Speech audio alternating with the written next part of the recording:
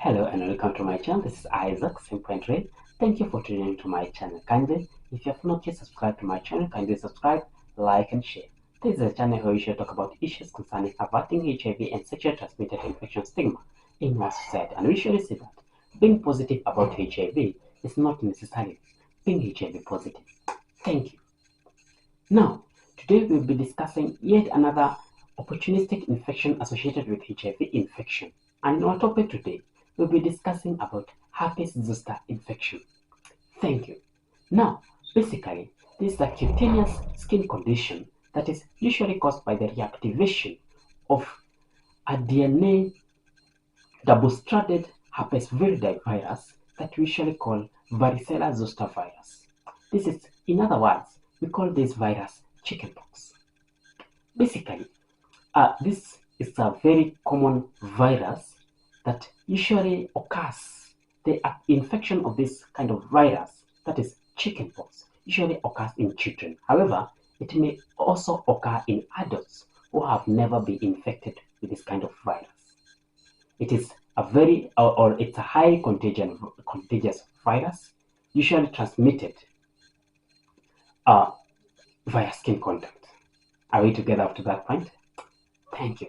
Now, for the persons who have never been exposed to this kind of virus, the infection or this virus usually presents with vesicular rashes that usually develops all over the body. They are mildly painful and they are usually managed with basic analgesics, the likes of calamine lotion. Are we together up to that point? Thank you.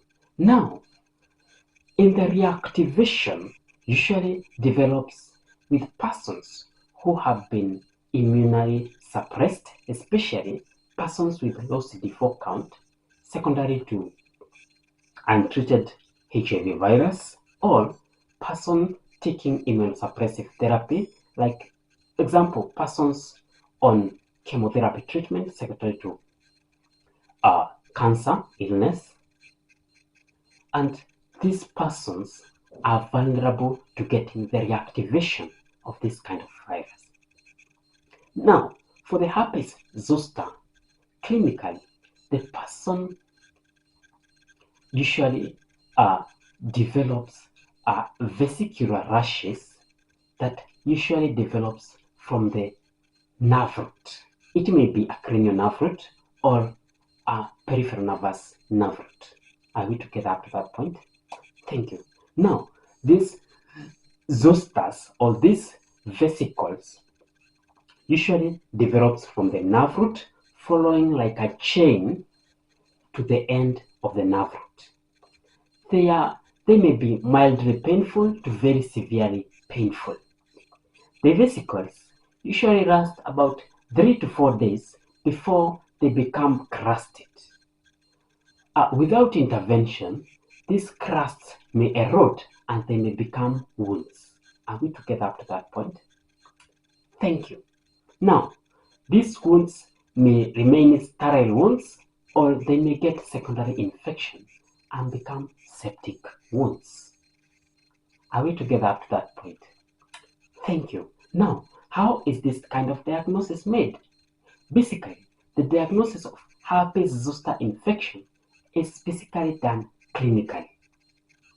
However, for the research purposes, PCR can be done to confirm the diagnosis.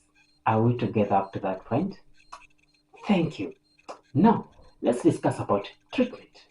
For the herpes zoster infection, we usually use antiviral agents, the likes of acyclovir, usually given 6 hourly for a period of 5 days.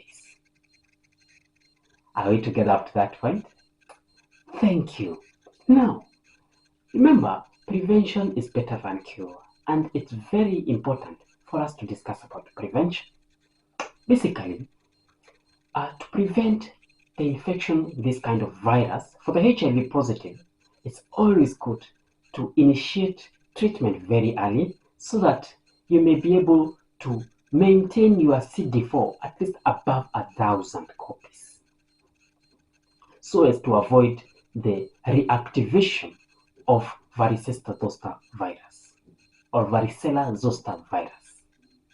Now, for the persons who are not yet immunocompromised and they are at a risk of getting immunocompromised, maybe they are having cancers, but the immunity has not yet gone very low.